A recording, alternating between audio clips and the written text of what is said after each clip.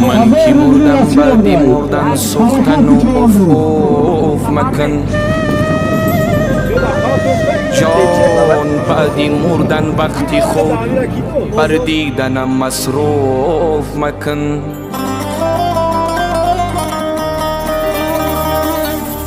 من که مردم بعدی مردن سختن و افوف مکنی بعدی مردن وقتی خود بر دیدنم مصروف مکن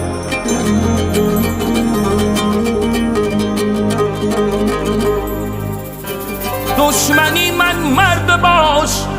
دشمنی من مرد باش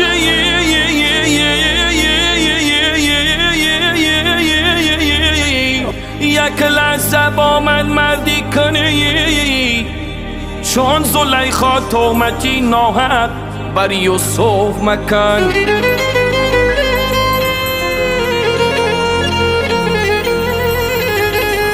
دوستی من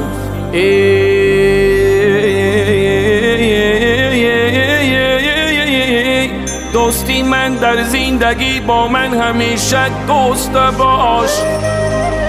بعدی مردم کرتهی بی آستینم از صبح مکن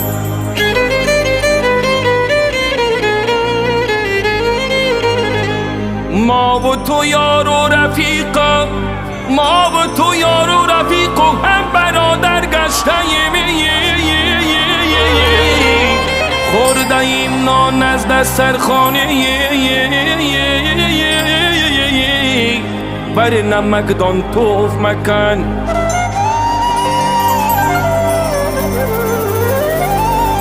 ای برادر خانه دل از ایمان روشن شود ای برادر خانه دل از ایمان روشن شود شاخه تر در نگیرد بیهوده پوف پوف مکن